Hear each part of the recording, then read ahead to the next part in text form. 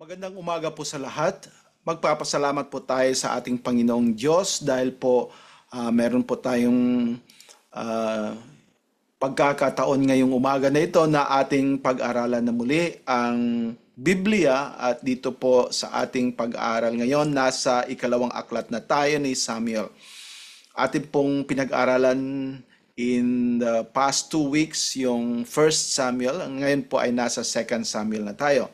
At dito po sa pangalawang aklat ni Samuel ay makikita natin ang pagpatuloy na kasaysayan sa buhay ng mga hari ng Israel. Alam natin yung si Haring Saul sa First Samuel at dito po sa Second Samuel susunod po si Haring David. Kaya ito po ay isang aklat na mahalaga. Ito ay pinamagatang Second Book of Samuel at sa Griego ay B. Samuel. Alam natin na sa aklat ng mga Ebreo o sa mga Ebreo na Biblia, ito po ay isang aklat lang. Ito ay ang unang hari. At yung First and Second Kings natin sa ating mga Christians ay yung pangalawang aklat ng mga hari. Ngunit ito po ay hinati at ginawa pong unang Samuel at pangalawang Samuel dahil po nung tinatranslate po ito ng Griego, siguro medyo hahaba yung translation at hindi po enough yung available na mga writing instruments noon katulad ng mga papel at na in-roll nila yung scroll. Dahil po siguro sa haba, hinati po ng First and Second Samuel. But we are assured, ito po yung ating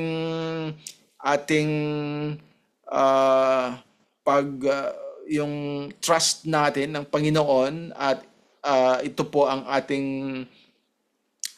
alam natin na ito po ay walang kahit isang nawala at kumpleto pa rin yung paghati lang yung nangyari. So, we know that this is a book that is still complete. Only it was made into 2 parts. So, dito po sa sa Hebreo ay pinagmagatan itong Sefer Shemuel or yung unang aklat ng mga hari. At yung sumulat po nito ay si Samuel, ngunit hindi po may mga sinasabi po na baka hindi na si Samuel ang sumulat nito, sina propeta Nathan at Gad, dahil nga nung sa First Samuel sinabing namatay na si Samuel. Pero dahil isang aklat ito, we can still say na siya yung sumulat dahil he was just a writer. Yung may akda po, yung author po ay yung Diyos. Kaya alam natin yung ating Panginoon, He knows everything sa simula hanggang sa katapusan. Pwede po niyang sabihin doon kay Samuel anong mangyayari pagkatapos. Kaya nga sa aklat ni Moses, ganun din ang nangyari. Sinulat ni Moses kahit yung mga bagay na nangyari pagkatapos nung siya'y namatay. So that is our trust na this book that we have, itong Biblia po na ginamit natin ay hindi po sinulat ng tao kundi sinulat ng Diyos. Kaya yung mga propesiya na ginawa ng mga propeta noon ay nangyari ngayon. Kahit na hindi nila alam kung paano ito mangyayari, hindi nila nakita na ito'y nangyayari, ngunit alam nila na ito'y mangyayari dahil pinasulat po ito ng Panginoon. At dahil ngayon makikita natin yung fulfillment ng mga prophecies, mabalik natin yung mga propeta in the past that they were telling all this to prove that indeed God knows everything. Alam ng Panginoon ang lahat. Kaya kahit na siguro masasabi natin hindi na si Propeta Samuel ang sumulat nito dahil namatay na siya noong sa First Samuel, we can still say dahil yung author ay ang Diyos, alam ng Diyos ang lahat. So hindi po natin yan pag-debatihan dahil hindi natin alam kung sino talaga yung sumulat in case that you don't believe that it's Samuel. So dito po sa layunin ng sulat na ito, pag pinagpatuloy po yung kasaysayan ng mga hari at dito ay ang portion o ito na yung bahagi na nagsasalaysay sa pamumuno ni Haring David. At inilagay dito ang isang makasaysayang dahilan kung bakit ang pangako ng Panginoon na kay Haring David ay mahalaga, at ito po yung pagsasabi sa kanya, sinasabi po sa kanya na may Messiah na pupunta at siya po yung maging uupo sa trono ni David, at yan po ang fulfillment through the Lord Jesus Christ. We know that Jesus was made known as the Son of David, anak ni David, at siya po yung maging hari forever and ever. At yan po ang makikita natin sa susing talata na ito. Dito po sa pangalawang Samuel 7:16, sinabi po ng Panginoon, at ang iyong sangbahayan at ang iyong kaharian ay matitiwasay magpakailanman sa harap mo, ang iyong luklukan ay matatatag magpakailanman. So dahil ito ay magpakailan, o ito ay forever, so it will always be there. Itong hari na uupo doon sa trono is a king that will reign forever. At ito po ang ito ang nag-refer kay Panginoong Hesukristo. May isa ding importanteng talata na masasabi nating isang susing talata, is a key passage. At ito po yung sinabi ng Haring David tungkol po sa Diyos. Kanina sinabi ng Diyos through Prophet Nathan to David kung ano yung mangyayari sa kanya. Ito po yung response ni David in acknowledging God. Sinasabi niya kung sino ang Diyos sa kanya. At kanyang sinabi, ang Panginoon ay aking malaking bato at aking katibayan at tagapagligtas sa akin sa makatwid bagay akin.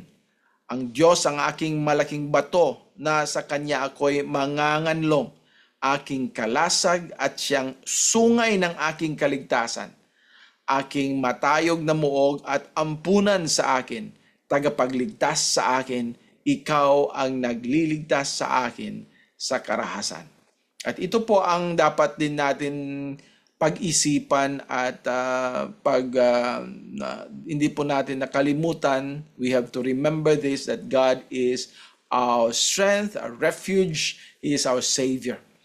And when we understand this, surely that is a sign, a mark of a truly born-again Christian, because you cannot really trust Jesus as your Savior, as your Lord, as your refuge, as your shield, as your protection, without acknowledging Him as your Lord and Savior. So yan po ang isang example ni David dito sa pangalawang aklat ni Samuel. Ngayon, tingnan natin yung parang timeline para maintindihan natin. Na nakikita na natin yung 1 Samuel, di ba? Doon po yung mga tao ay nanghingi ng isang hari. At yan po si Haring Saul ang binigay ng Panginoon sa kanila. At doon ay pagkatapos na siya naging hari, ay disobeyed God. Dahil sa kanyang disobedience, God rejected him. At yung rejection ng Panginoon sa kanya ay nag-appoint ng isang hari na susunod sa kanya. Now take note, dito po may dalawang dates po na nilagay ko dyan, dahil nga dito sa itaas ay yan yung date na sinabi ni Floyd Jones, Dr. Jones. Ito pong nasa baba ay kay Bishop Asher. Now, hindi natin talaga malaman kung yung fixed na date, but around these dates, dahil nga matagal na ito, wala pang kalendaryo noon, we rely on these historians to trace yung mga edad ng mga tao noon, paano ito sinasabi sa Biblia, Kaya merong mga hindi ito kamalian, hindi ito discrepancy, hindi po ito mistakes, hindi ito error, kundi ang tao ay hindi niya kayang i-determine. That's the limitation of man. But we are sure na at this point of time, merong nangyari katulad ng yung umupo si Saul bilang hari, pagkatapos ay 10 taon pagkatapos siyang umupo ay pinanganak si David. Hindi pa siya hari dito, at saka pinahiran siya. He was anointed by Samuel, at pagkatapos niyan 40 years later, pagkatapos ni Saul, 1095 to 1055, yan pababa, di ba? Before Christ is pababa. So nung namatay si Saul ay diyan pa naging hari si David. At ngayon patuloy itong kasaysayan na ito. Yan yung 2 Samuel. Actually, we know isang aklat lang ito. So nung 1036 ay ipinanganak si Solomon. Yan ang importante, isang bagay din na pangyayari na dapat nating malaman. But before that, we have to remember that David sinned against God. Nagkasala po si David sa Panginoon. Makikita natin yan mamaya sa ating pagbigay ng mga outline o ng outline ng aklat na ito. At dito po makikita natin na mababasa natin yung isang bahagi ng kasaysayan sa nung si David ang naging hari, ay yung si Absalom, yung kanyang anak, ay naghimagsik po sa kanya. At dahil diyan ay may mga pangyayari na naganap sa buhay ni David na hindi kaakit-akit, at hindi natin ma-appreciate yung presensya ng Panginoon sa kanya, ngunit the Lord still was working in his life. So alam natin na around 10:15 ay namatay si David, at pagkatapos niya ay umupo sa trono si Solomon, yung kanyang anak. So yan po sa 2 Samuel ang buhay po ni David. At dito makikita natin yung mga tagumpay ni David at yung mga gulo din ng kanyang buhay dahil sa kanyang nagawang kasalanan. So tingnan natin yung outline para maintindihan natin yung kasaysayan o yung purpose ng aklat na ito, kung ano yung mga sinulat dito. Una, makikita natin yung mga tagumpay ni David. 2 punto lang po ang tingnan natin dito sa 2 Samuel, yung kanyang tagumpay at yung mga gulo na nangyari sa buhay ni David. All in all, ito po ang kasaysayan sa buhay ni Haring David for 40 years. Of course, in 1 Samuel, makikita na natin yung kanyang yung younger days, no? When he appeared before King Saul and how he defeated Goliath, yung nananalo siya sa pagdigma against the Philistines, and how he even was pursued after ni King Saul. Gustong patay ni Haring Saul si David dahil gusto ni Haring Saul na yung susunod na hari sa kanya yung kanyang anak na si Jonathan. Pero alam din ni Jonathan, hindi siya yung susunod na hari because David was anointed by Samuel as the next king. Ngunit gusto pa rin ni Saul na yung kanyang anak ang maging hari. At nangyari ay gusto niyang patayin si David. Wala siyang nagawa dahil hindi naman yun pwede, dahil that is against the plan of God. So ngayon, tingnan natin itong 2 Samuel. Itong mga tagumpay ni David. Makikita natin in the first part na nagdadalamhati si David dahil nga sa kamatayan ni Haring Saul at sa kanyang kaibigan si Jonathan, na nung nakipagdigmaan sila sa mga Filisteo na tinalo sila at namatay si Saul. Alam natin na si Saul ay nag-commit ng suicide dahil hindi niya gusto na siya mamamatay sa mga kamay ng mga kaaway niya, sa mga kalaban nila, at sinabi niya sa kanyang isang sundalo, sa isang kawal na patayin mo ako. Ngunit hindi niya kayang gawin yon at pinatay ni Saul ang kanyang sarili. That was a suicide, and yet David mourned. Nagdadalamhati po siya dahil hari siya sa Israel at he was appointed by God. No? Ito ay isang hari na yung Panginoon ang nagpili dahil gusto nga ng mga tao. Kahit na ayaw ng Panginoon sana na magkaroon sila ng isang hari katulad ni Saul dahil gusto ng mga tao binigay ng Panginoon. Kaya he was still, though he was so bad, masama siyang hari, ngunit siya pa rin ay isang pinili ng Diyos. Kaya ito yung ating pag-isipan. No? Maraming mga tao ngayon ay hindi na nag-respect ng mga leaders. Kahit noon, si David, he respected kahit na yung masamang leader. No? Si Saul, isang masamang leader sana na dapat siya maghimagsik against sa kanya. Ngunit he was submissive because Saul was appointed by God. Let us be careful. No? Merong mga tao that they're thinking that they are even wiser and they think na sila yung mas may alam na sana ako diyan ng maging tao na nasa posisyon na yan. And they are against easily rebel against those who are appointed by God. Be careful. Be careful. And yan din ang mangyayari sa'yo. Kung ikaw yung tao na you are opposing, rebelling against those who are appointed by God, that will come. Na ikaw din, the Lord will show you na you will also be experiencing kung ano yung ginawa mo sa taong yan. Be careful. Don't just easily be with people who rebel against those appointed by God.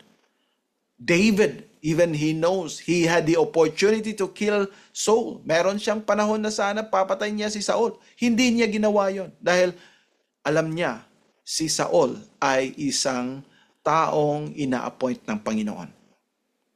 So wag kayong maraming mga proud na mga tao, prideful people na they think they are powerful and they think they are wala namang masasabi sana, pero they think that they can do something and they are opposing God's appointed. You are really a fool because you are not against these people.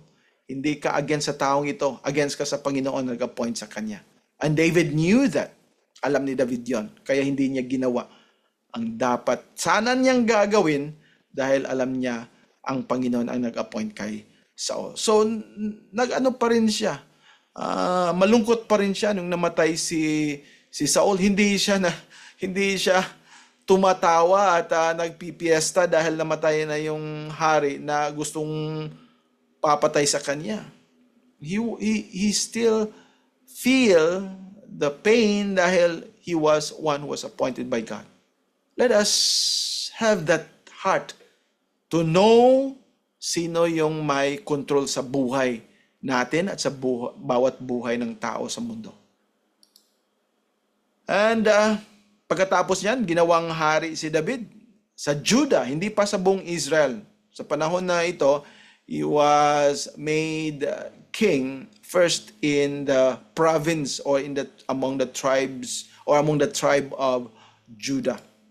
At pagkatapos niyan, may isang digmaang sibil dahil yung mga tao na pabor kay Saul, gusto pa rin nila na yung susunod na hari ay anak ni Saul. Alam naman nila na yung ina-appoint ng Panginoon ay si Haring David, ngunit ayaw nila yung ina-appoint ng Panginoon. Kaya yun ang mangyayari sa mga tao na hindi sumusunod sa Diyos. Akala nila sa kanilang puso, sa kanilang isipan, wise sila, pero they are fools because they are opposing God. They are thinking only of themselves highly.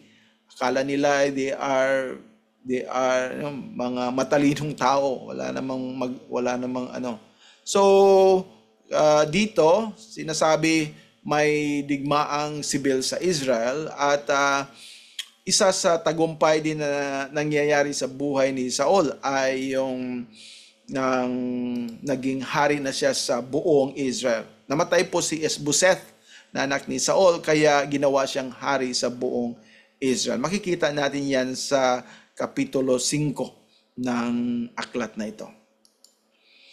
At merong mga pagtatangka ni David na dalhin ang kaban sa Jerusalem dahil nga alam natin doon sa pagkatapos ng 1 Samuel nung natalo yung mga Israelita, nakuha po yung kaban at yung Ark of the Covenant. At gustong dalhin ni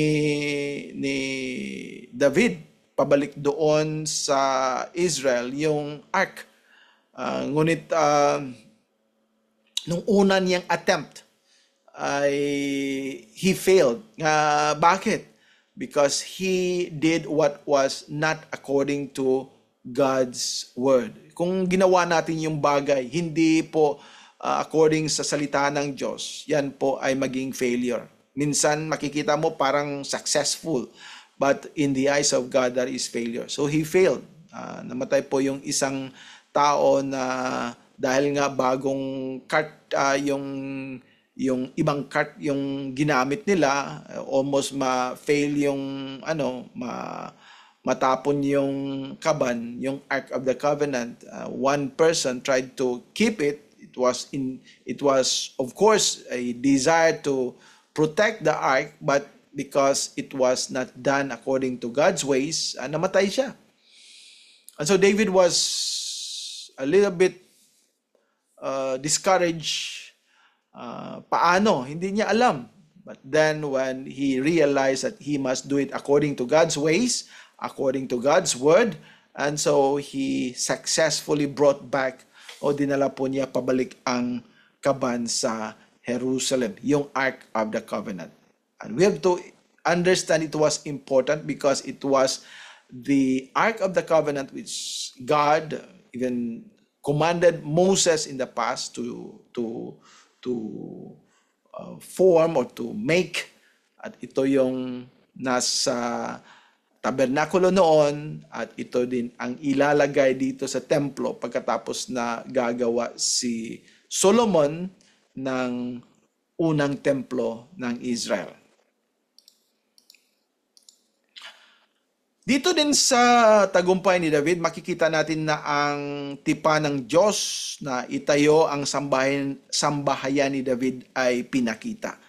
At alam natin yan sa chapter 7 verse 16, di ba? Binasa natin kanina sa isang susing talata na dito sinabi ni Nathan, propeta Nathan kay David, hindi po ikaw yung gagawa ng templo dahil yung mga kamay mo ay puno ng dugo. And yung anak mong si Solomon ay siya yung tatayo, siya yung he will build the temple for you. So, agree si David noon. Ngunit, pagkatapos nung sinabi ng Panginoon na siya yung mag-build ng temple, sinabi pa rin niya na there is a greater son or he is to sit on the throne of David. Siya yung pong uupo at yung uupo na yon ay yung hari magpakailanman. Hindi po siya isang katulad ni Solomon o ibang mga anak ni mga apo at mga anak ni na David na mamamatay, siya po ay maging hari magpakailanman. Kaya dito ay appreciate natin yung promise ng Panginoon, and that's the reason why we look forward also to the coming of the Lord Jesus Christ, dahil nga alam natin He will come truly as prophesied by David. Pinagtibay din ni David ang kanyang kaharian. He strengthened at dito ay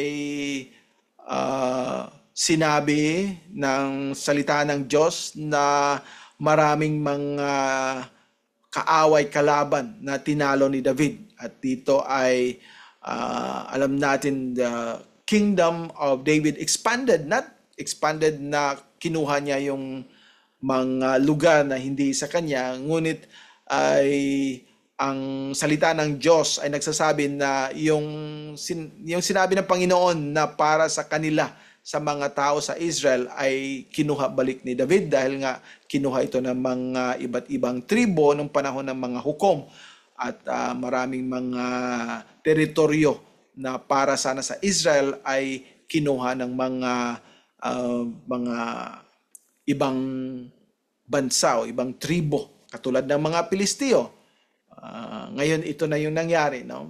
Yung sinabi ngayon ay yung mga taga-Israel ang kumuha ng mga lupain ng mga Filisteo. If we go back to the Bible, hindi talaga ito para sa kanila. Ito ay para sa mga taga-Israel. At sila yung lumusog at sila yung kinuha nila yung lugar ng Israel at hanggang ngayon nandun pa rin sila nakatira. Ngayon kukunin ng mga taga-Israel, ayaw nila at sinasabi nila itong mga taga-Israel ang yung kumuha ng kanilang mga bahay at lupain. Originally, yan ang inilaan ng Panginoon para sa mga tao sa Israel. So kaya itong mga Filisteo ngayon, sila dapat ang lalabas at sila ang maghanap ng ibang lugar, hindi ang mga taga-Israel, dahil ito ay inilaan ng Panginoon para sa kanyang bayang Israel. At nakipag-ibigan din si David kay Mephibosheth o Mephibosheth dito. At ito po ay isang anak ni Saul at ang Panginoon po ay nagbigay ng puso ni David na i-preserve pa rin. Ito ay anak ng kanyang kaaway.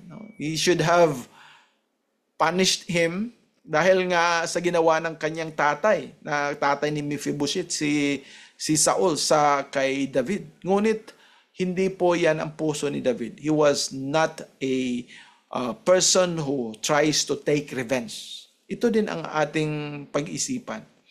We should not be taking vengeance. We should be people who are peaceable. We want peace, not war, not factions, not divisions. Kaya let us practice that while kung andito tayo ngayon sa ating pag-aaral at dito tayo ngayon sa ating pagtatrabaho, hindi po tayo we are against always sa ating mga employer or we are against sa mga leader natin. Hindi yan ang puso ni David. At nakipagdigma si David laban sa Ammon at Syria. So ang focus ni David ay yung sa mga kaaway, hindi sa mga kasamahan at hindi sa mga ina-appoint ng Panginoon over sa kanya. So that's a very dangerous thing if you oppose the leaders, the employers, the people whom God appointed over us at tayo yung makipagdigmaan sa kanila. Hindi tayo nakipagdigmaan sa kanila, nakipagdigmaan tayo sa Diyos na nag-appoint sa kanila. Kaya ito din ang nasa record ng 2 Samuel, ang mga gulo sa buhay ni David. At maraming mga nangyayari na magulo sa buhay ni David. At dahil ito ang dahilan dito ay yung kanyang kasalanan na ginawa. Sa aklat na ito, pinakita ng Panginoon ang kanyang hari, si David, na nakagawa ng kasalanan. At ito yung pakikiapid niya sa kay Bathsheba. This was an adultery. And yet, isa pang mas malaking kasalanan na ginawa ni David ay pinatay ng kanyang mga kawal sa kanyang utos ang asawa ni Bathsheba. Yan ay ang dahilan kung bakit maraming mga gulo na nangyari sa buhay ni David. At yan din ang lesson na dapat nating matutuhanan dito sa aklat ng 2 Samuel. Ang dalawang malalaking kasalanan ni David ay pinakita dito. Una, yung kanyang adultery with Bathsheba. Second, yung kanyang murder. It was a murder dahil nga inutusan niya sina Joab na patayin yung asawa ni Bathsheba. At pagkatapos nito, hinarap ni Propeta Nathan. Yan ang magpapasalamat tayo sa Panginoon. Dahil kung isang anak niya ay magkasala at yung Diyos ang mag-utos ng iba na sila yung mag-convict o sila yung mag-approach sa atin at sila yung magbigay ng katotohanan ng mga ginawa natin, and then God will convict us, and we must be ready to repent of our sins. Yan din ang nangyari sa buhay ni David. Kung may ginawa tayong kasalanan at walang kahit isa na lumapit sa atin at nagsasabi, o kung meron mang lumalapit sa atin at nagsasabi na yan ay mali at hindi tayo nakikinig, para pa rin nating sinabi, ikaw yung mali, ako yung tama, ayan ay isang sign ng isang taong hindi talaga nakikilala ang Diyos. Dapat sana we have to repent of our sins. And David here, kung hindi niya inaamin yung kasalanan, dahil kung sasabihin niya, ikaw yung mali, siya yung mali, sila yung mali, ginawa ko lang yung tama. Ayan ang isang we have to be careful to really understand kung ano yung tama at mali. Dahil kung puso natin ang ating basis, alam natin yan sa Jeremiah 17:9 na yan, ang puso natin, we cannot trust. Hindi talaga mapagkatiwalaan because we know it is deceitful. So, be careful. At dito, hinarap ni Nathan si David sa kanyang mga kasalanan at inamin ni David. Nagsisisi siya. At immediately, the Lord forgive David. Nagsisisi si David, pinapatawad kaagad ng Panginoong Diyos dahil nga sincero siya sa kanyang pagsisisi. Hindi niya sinasabi na ako yung tama. Tama naman yung ginawa ko. He was quick to admit of his sins. Sana ganun tayo. Let us pray for ourselves na sana ganun tayo. We are quick to ask for the forgiveness of our sins. Maraming mga tao, sila pa yung nagkasala, sila pa yung magagalit. No? Sila pa yung sinabihan na mali ang ginawa mo, ay sila pa yung nakasimangot dyan. Akala mo sila yung tama. So please let us not be arrogant. No? Parang mga arrogante tayo na wala tayong pagkakamali. Let us be like David whom God has given the heart of God to seek after His will. At then dito, ang mga nangyaring gulo sa mga anak ni David ay isang resulta sa ginawa niyang kasalanan. At dito ating mababasa sa aklat na ito na yung mga anak ni David nagkagulo-gulo. No? Ginahasa ng isang anak niyang lalaki, ang isang anak niyang babae, at yung kapatid naman, dahil maraming asawa si David, hindi lang iisa. So, yung ibang anak ng ibang asawa niya ay yon ang ginawa. Ginahasa nga ni Amnon, yung half sister niya, yun namang si Absalom na kapatid ng babae na yon ay nagagalit. Kaya, yon pinatay din niya yung si Amnon. Kaya ito yung nangyari. And then, ito naman si Absalom, gusto niyang kunin yung kaharian ni David. Yan yung paghimagsik niya sa kanyang tatay. At pagkatapos niyan, meron namang ginawa yung ibang mga anak ni David. Yan ang pinapatawad nga siya ng Panginoon, pero yung effect ng kanyang kasalanan makikita pa rin natin sa buhay ni David. At yan ang ating buhay ngayon, di ba? Kahit na yung Panginoong Hesukristo ay namatay na para sa atin, yung paghihirap, yung sakit, yung kamatayan, yung lahat ng mga bagay ng mga paghihirap dito sa mundo, these are all all after effects. So ito yung mga resulta ng ating mga kasalanan. At we are thankful na tayo niligtas na at pagkatapos niyan, meron tayong buhay na walang hanggan doon sa langit. Ngunit while we are here on earth, we have to face the consequences of our sins. As much as possible, we pray that the Lord will help us not to sin. Hindi tayo magkasala para hindi mas marami yung mga consequences. Hindi natin mababayaran yung mga kasalanan natin, yung parusa ng mga kasalanan natin. Ngunit, we have to suffer. Our suffering will not pay. Hindi po na mag-suffer tayo para mabayaran natin yung kasalanan o parusa ng kasalanan dahil hindi natin mababayaran yung binayaran ng Panginoong Jesucristo. Ang tanging paraan lang yung ating paniniwala sa Kanya, yung pagsisisi natin sa ating mga kasalanan. Ngunit, merong mga consequences pa rin para malaman natin na makasalanan tayo. Para malaman natin na sana lalapit tayo kay Panginoong Jesucristo, para malaman natin na ang buong kaligtasan ay sa Kanya lamang.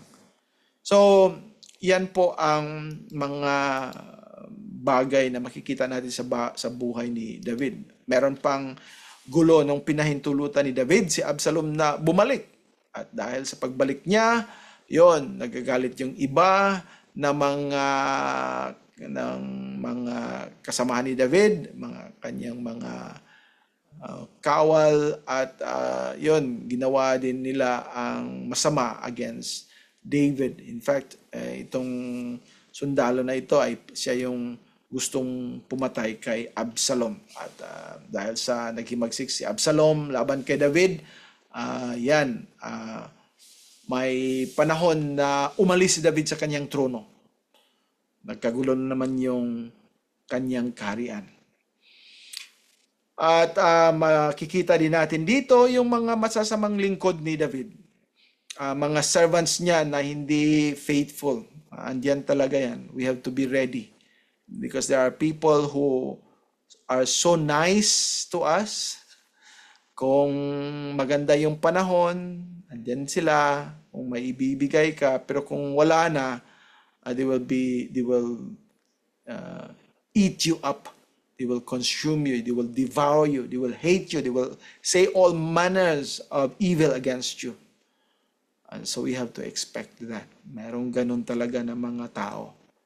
And we must be ready as pastors and future leaders sa mga simbahan at kayong mga nanay o mga tatay diyan sa pamilya, kahit yung mga anak natin, we can expect that they will fight against us. Like Absalom. At yan ang sinabi din ng Panginoong Jesucristo. Yung mga sarili nating mga kasamahan sa pamilya, yung mga kasamahan natin sa simbahan, sila yung maghihimagsik laban sa atin. It's a hard, sad fact, but talagang mangyayari yan. Kaya hindi natin alam kung sino sa mga kasamahan natin ngayon yung mag-oppose sa atin. But we have to be ready. Kahit sino sila, we have to know and understand this will come. And it will soon come. And sometimes you even can feel that sa kanilang, the way they treat you. They are just good and nice in front of you. Pero kung tatalikod ka, marami na silang mga sinasabi. Marami silang ginagawa opposing you. Marami silang mga ginagawa na that will destroy you. That is expected.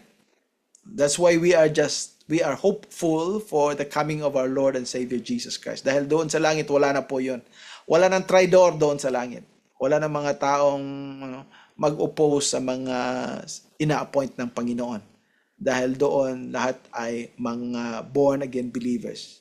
And they are submissive to the will of God. Kahit na may mga paghihirap, kahit na anong mga persecution ang mangyayari, they are still submissive to who are those people appointed by God. Just like the time of Nero and other Roman emperors. Ano ba ang ginawa ng mga Christians? They try to gather together and fight against the Roman emperors? No. Sabi ni Pedro, you submit because they were appointed by God and God has a purpose. And that must be our attitude. We should not be rebellious people. Dahil yung mga taong nagre-rebelde, yan ay mga taong sumusunod sa pinakaunang rebelde. Yan ay si Satanas. Sila ang mga tao ni Satanas. Kaya let's be careful. At ang mga tagapayo ni Absalom laban kay David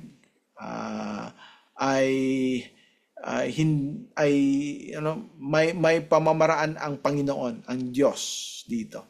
Yung isa sinasabi ganito at dumating yung para kay David at may sinabi naman siya at ang Panginoon ay nagbigay ng pabor para sa kay David na yung anak niya na si Absalom ay gagawa ng bagay na para sa kanya ay ikakasama. Yung parang doon nangyari na siya natalo ni David.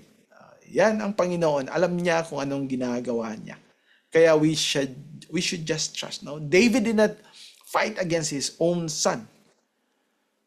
But he fled. Lumayo siya. At yung Panginoon ang gumawa ng paraan para mawala yung kanyang rebelding anak. So, huwag tayong maging rebelde. Let us be obedient unto the Lord, even in times that we are persecuted. Pinatay si Absalom. Si Absalom ay pinatay. Sorry dito. At si David ay nagdadalamhati. So, ating mababasa dito na kahit na itong anak niya na isang rebelde ay namatay dahil sa kanyang paghihimagsik, he was still sad. Anak niya ganun pa rin yung ng tatay. At naibalik sa trono si David at nung naibalik siya ay merong ibang mga tao na naghimagsik laban sa kanya. Yan din ang ating matutunan dito. Yung mga taong in the past were so faithful sana, ngunit wala na silang makukuha ni David, ayun, nagre-rebelde na naman. Again, these are inevitable events in life. At dito din mahanap natin yung mga pangyayari katulad ng tagutom, paghiganti at digmaan sa Israel. Dahil nga may isa na namang pagkakamali ang ginawa ni David.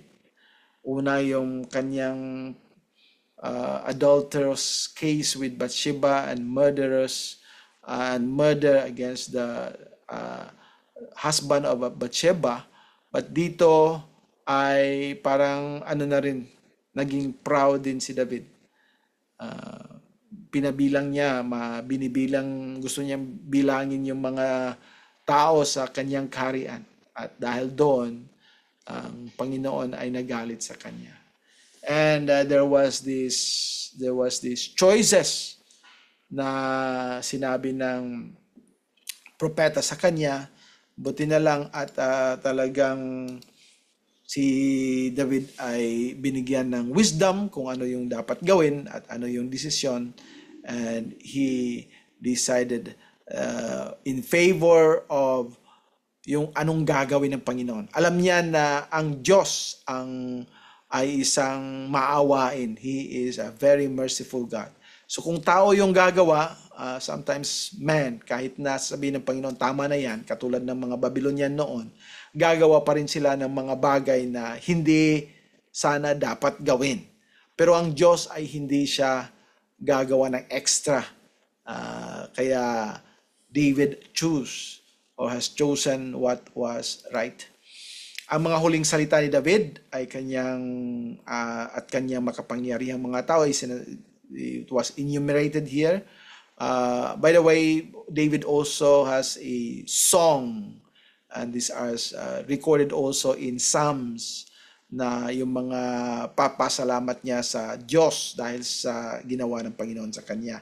And then he enumerated May lista po dito sa kanyang mga tauhan. At ito yung katapusan, yung kasalanan ni David. Yung sinabi ko kanina, yung pagkuha niya ng census, yung binilang niya yung mga tao.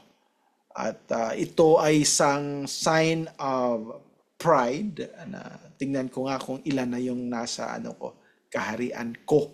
Yun ang isang bagay na dapat din nating pag-isipan. We have to always commit things to the Lord, not to take pride of what we gain and what we have at sino yung mga tao na sumusunod sa atin. Ngayon, merong mga practical na aplikasyon na mahanap natin dito. Hindi natin dapat malimutan na itong aklat na ito ay sinulat para sa ating lahat. Hindi lang po ito para sa mga Hebreo, para sa atin din. At may mga mahalagang bagay na dapat nating malaman. And we have to understand na kahit sino po na tao, maging Santo Papa ka man o maging ordinaryong tao, isang alipin, lahat tayo ay maaaring mahulog sa kasalanan. Kaya we have to be careful.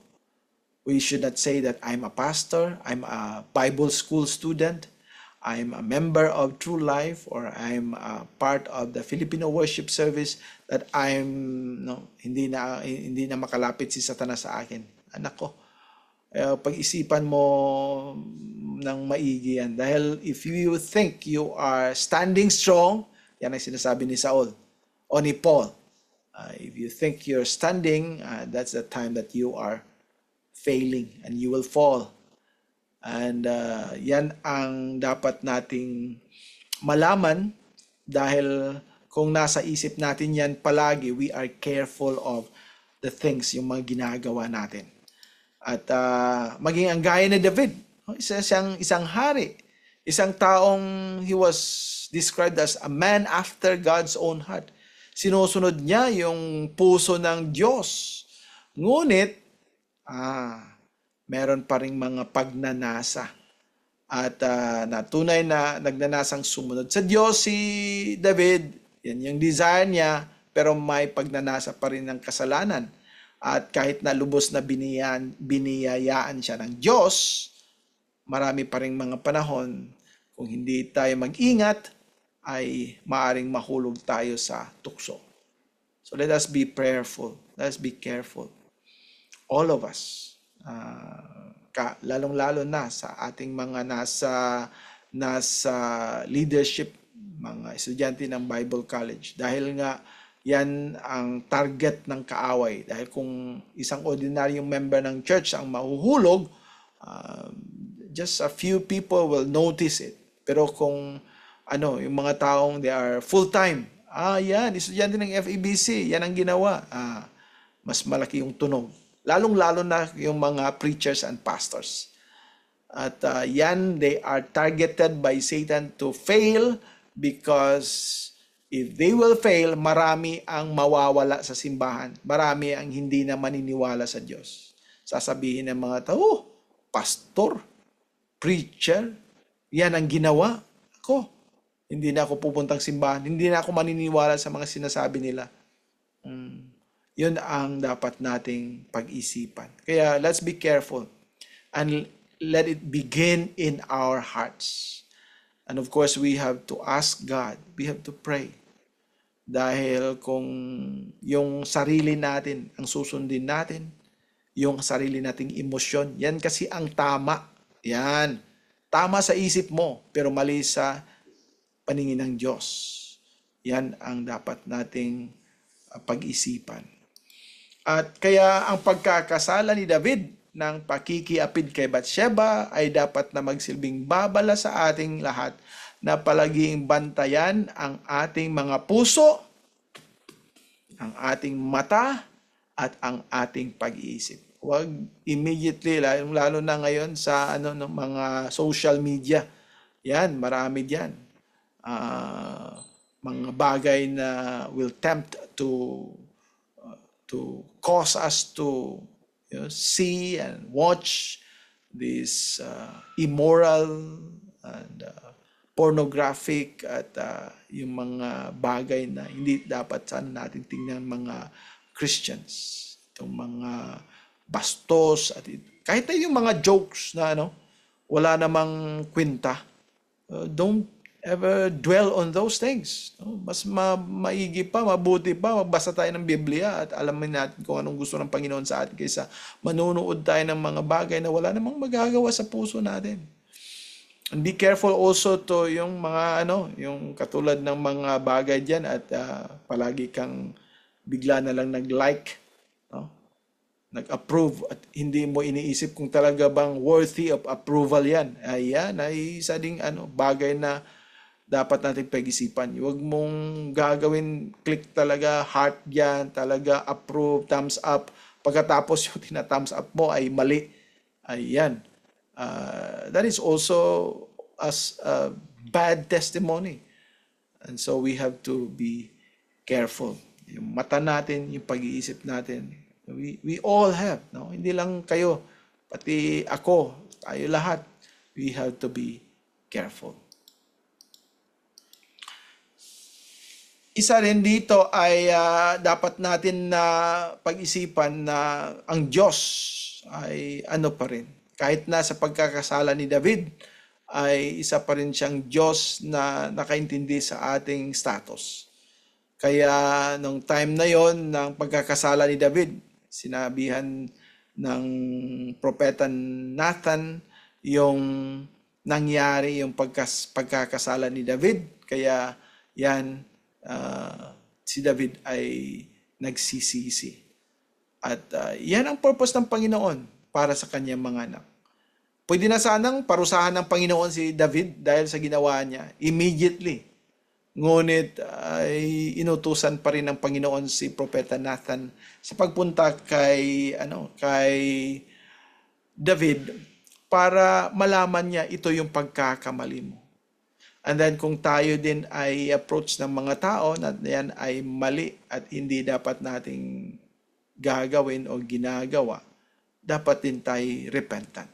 Please be, kung may magsasabi, ang problema kasi sa atin ay kung may magsasabi sa anong ginawa natin, magagalit tayo.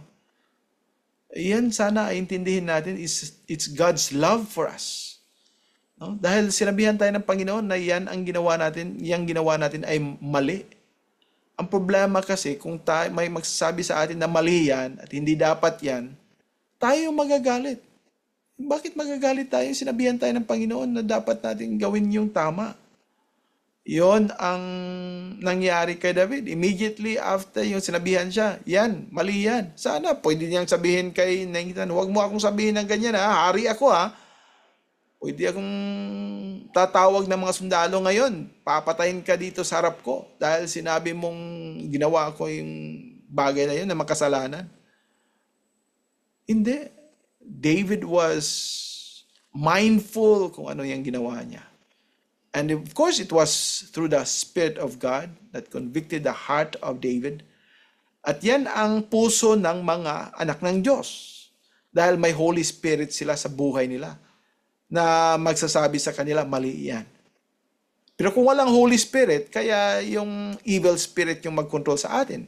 Instead na magsisisi tayo, mag-sorry tayo, or mag-change tayo sa ating sarili, magagalit, akasimangot, ayaw na mag-greet, ayaw nang pupunta sa simbahan, ayaw nang kahit mag-say ng good morning, ayaw na dahil nagalit. Hindi naman yung sinabi ng Panginoon sa atin na yan ay mali, dapat pagpapasalamat tayo. Thank you, Lord, for showing me na yan ay hindi dapat. Kaya we must be thankful. Like David, he immediately says, I sinned against the Lord. At isang comparison niyan, si Saul. Nagkasala siya. I sinned against the Lord. But anong gusto niya? Gusto niya andoon pa rin siya sa posisyon. Gusto niya yung mga tao hindi magagalit sa kanya. Huwag mong sabihin sa kanila. Gusto niya yung mga tao ay susunod pa rin sa kanya. So he was just interested in the position. He was just interested in being seen as one who is of God, kahit na hindi siya para sa Diyos. Pero si David he was so humble, of course, by the Spirit of God, by God's grace, to admit and to accept that he sinned. When Nathan says, "You are the man," kayong tao na yon, hindi niya sinasabi, kasi noon yung babae, kasi dapat hindi siya naligo doon. Kasi, yan, kasi. And we always point out to the faults of others, hindi natin inaamin yung ating kasalanan. So please be careful. Kung yun ang ating attitude, ngayon, siguro may nakikinig ngayon at sinasabi, hindi naman ako ganun. Ayun, isang sign yun na may problema ka ng ganyan. It's better to accept, to say, Lord, there are times and many times ganun ako. Please help me. And let me say the right things. Let me decide the right things. Let me repent immediately. Magsisisi ako rather than justifying myself. Ano kasi? Yan. And it's easy. It's Satan's way to always escape from the accusation. At yun ang dapat nating pag-isipan. Especially for those who are future pastors and leaders, and even especially for us who are preaching, we should be prayerful. Lord, please, I know maraming mga bagay na nagkamali ako, and we have to be careful na hindi natin gagawin yan ulit. And we pray that the Lord will help us. At dito rin ay yung kahit na pinapatawad nga ng Panginoon si David, ang paghilom ng sugat na dulot ng kasalanan ay hindi laging nabubura ang pilat. Kaya merong isang illustration dito, isang anekdota ng isang anak na palaging sumusuway at palaging naghihimagsik sa kanyang tatay. Kaya nung panahon na 'yon, sinabi ng ng tatay, bawat kasalanan mong magawa ay kukuha ka ng doon, ng isang bagay na yung nail, no? Tapos doon mo sa kahoy. So he hammers the nail. Each nail represents one sin. Yung pinatawad na siya nung katapusan, na sabi niya, "Tay, sorry talaga." Kaya sabi ng tatay, "Pinatawad na kita. Okay, kun mo nga yung mga nails doon." So kinuha niya sa kahoy. Pero yung pagkatapos niyang kinuha yung nails from the tree, ay meron pa ring doon, signs, marks, holes of the nails. And that shows that kahit wala na yung pinapatawad na yung kasalanan, meron pa ring mga naiiwang mga pilat. So we have to be careful, and we have to admit that, and we are thankful. This will help us to thank God na kahit na meron pa ring mga paghihirap dahil sa mga kasalanan natin. There are many things that nangyayari sa buhay ko, and then I can recall, Lord, I know this is a result of my sins. I know this is a result of my rebellion. I know this is a result of yung mga ginawa kong mga kabastusan noon. Nangyari na ngayon. Ito yung And so we just have to come before God and, Lord, thank you for saving me. Dahil kung hindi mo ako niligtas, talagang wala akong mapupuntahan. Alam ko kung gaano ako samang tao, of all people. Kung sabihin man ni Pablo na siya ay chief of sinners, I would say, Lord, I know I'm the second, or I'm the assistant chief of sinners. Alam ko yung aking buhay, how sinful, how great a sinner itong tao, itong puso ko, itong isipan ko. And that still things that comes into my mind and my heart, and I can recall all the wicked things. Mahirap kunin, mahirap kalimutan. Kaya we are just thankful to the Lord in heaven. There be no remembrance of these things. Kaya we rather be looking forward to heaven than stay here on earth na we still have to look back and see kung ano yung mga masamaang bagay na ginawa natin. In heaven, we just praise and glorify God sa ginawa niya sa buhay natin. Kaya let us not envy yung mga tao, oh, how good is their life here on earth. No, we rather pray and desire to be in heaven so that we can be with God forever. At sa kasalanan na iyon, may likas na bunga. Matapos patawarin si David ng Diyos, ay meron pa rin siyang inaani sa kanyang mga tinatanim. Naghimagsik yung kanyang anak, may mga problemang nangyari sa kanyang buhay.